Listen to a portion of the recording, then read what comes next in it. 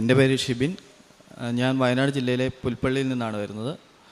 ഞാൻ 2024 ഡിസംബർ മാസം 11-ാം തീയതിയാണ് ഉടമ്പടി എടുക്കുന്നത്. ഞാൻ ഓയിൽ ആൻഡ് ഗ്യാസ് ഫീൽഡിൽ 10 വർഷമായിട്ട് എൻജിനീയറായിട്ട് ജോലി ചെയ്യുമായിരുന്നു. ഞാനങ്ങനെ 5 വർഷം സൗദിയിൽ വർക്ക് ചെയ്തു, ബാക്കി 5 വർഷം ഇന്ത്യയിൽ. അങ്ങനെ ഞാൻ സൗദിയിലെ ജോലി റിസൈൻ ചെയ്ത് കമ്പനി മാറാൻ വേണ്ടി ഞാൻ നാട്ടിലേക്ക് വന്നു.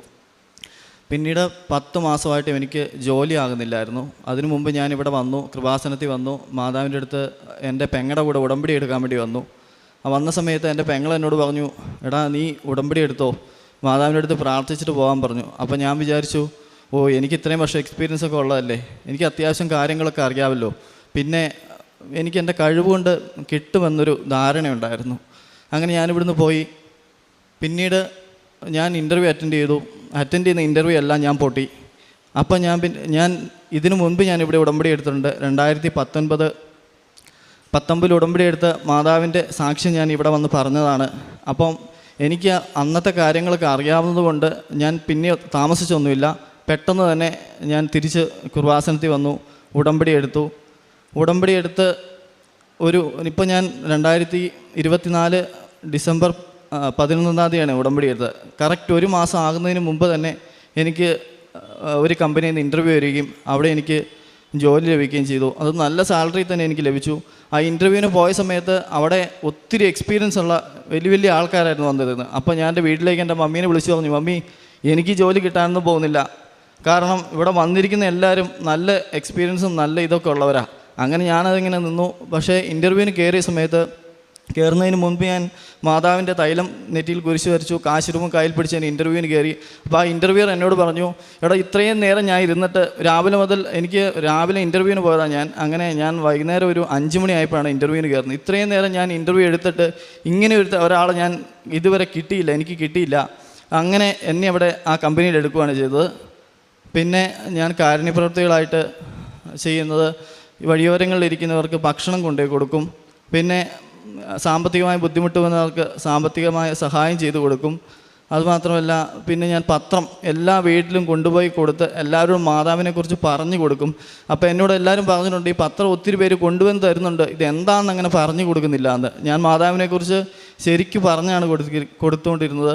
പിന്നെ ഞാൻ 2019 മുതൽ അന്ന് ഞാൻ ആദ്യത്തെ ഉടമ്പടി, അതിനുശേഷം പരമാവധി ഞാൻ ഉടമ്പടിയിൽ ജീവിക്കാൻ വേണ്ടി ഞാൻ ശ്രമിച്ചിട്ടുണ്ട്. അതുകൊണ്ട് തന്നെ ജീവിതത്തിൽ എത്ര വലിയ ബുദ്ധിമുട്ട് വന്നാലും പരാജയം എന്താണെന്ന് ഞാൻ അറിയാൻ ദൈവം ഇടവരുത്തിയിട്ടില്ല. ദൈവനാമത്തിന് മഹത്വം ഉണ്ടായിരിക്കട്ടെ. മാതാവിനും തിരുക്കുമാരനും ഒത്തിരി നന്ദി പറയുന്നു. യെശയ്യാ പ്രവാചകൻ്റെ പുസ്തകം 43:18-19 തിരുവചനങ്ങൾ അരുളി ചെയ്യുന്നു, കഴിഞ്ഞ കാര്യങ്ങൾ നിങ്ങൾ ഓർക്കുകയോ പരിഗണിക്കുകയോ വേണ്ട, ഇതാ ഞാനൊരു പുതിയ കാര്യം ചെയ്യുന്നു, അത് മുളയെടുക്കുന്നത് നിങ്ങൾ അറിയുന്നില്ലേ? ഞാൻ മരുഭൂമിയിൽ നദികളും വിജനദേശത്ത് പാതയും ഉണ്ടാക്കും. ഷിബിൻ ജോസഫ് തൻ്റെ ജീവിതത്തെ എങ്ങനെ ദൈവം സ്പർശിച്ചു, തനിക്ക് എങ്ങനെ അത് ബോധ്യപ്പെട്ടു. അതുകൊണ്ട് തന്നെയാണ് ദീർഘസമയത്തിന് പകരം തത്സമയം നടക്കേണ്ട കാര്യങ്ങൾ അത് ഉടമ്പടിയുടെ ഭാഗമായിട്ട് മാത്രം നടക്കുന്നു. തൻ്റെ ജീവിതത്തിൽ താൻ ഒരു എൻജിനീയറായിട്ട് സൗദി അറേബ്യയിൽ നല്ല രീതിയിൽ ജോലി വന്നിരുന്ന വ്യക്തിയാണ്. ആ ജോലി ഉപേക്ഷിച്ച് റിസൈൻ ചെയ്യുകയാണ്. പിന്നീട് നാട്ടിൽ വരുന്നു, മറ്റൊരു നല്ല വേക്കൻസി തനിക്ക് എന്തായാലും കിട്ടും, തനിക്ക് എക്സ്പീരിയൻസ് ഉണ്ട്, എഫിഷ്യൻ്റ് ആണ്, അതെല്ലാം ഉള്ളത് തന്നെയാണ്, ഇല്ലാത്തതൊന്നുമല്ല.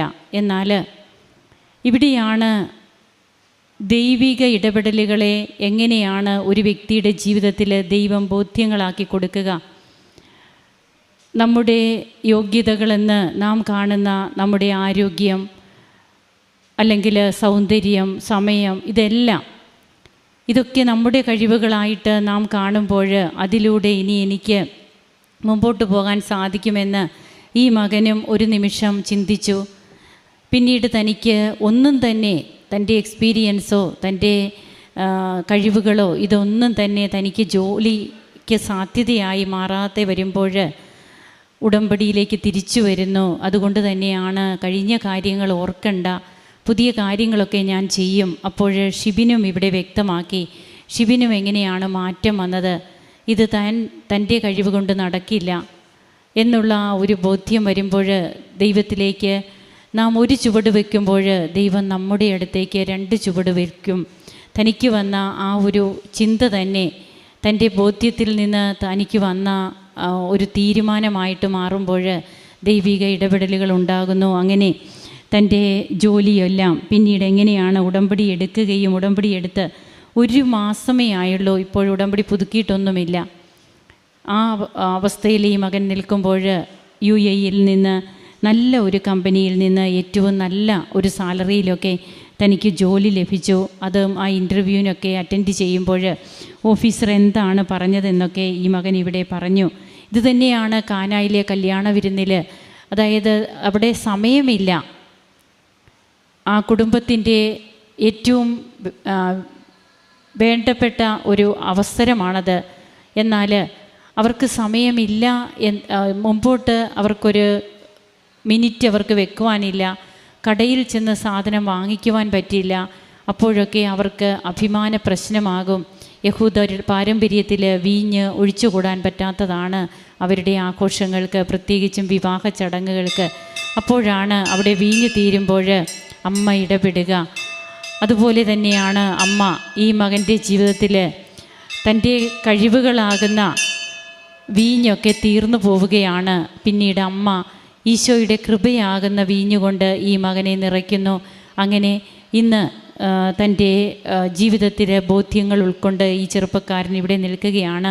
തീർച്ചയായും യുവാക്കൾ കൃപാസനത്തിൽ വന്ന് ഉടമ്പടിയെടുത്ത് അവരുടെ ജീവിതത്തിൽ അവർക്ക് ബോധ്യങ്ങൾ കിട്ടി.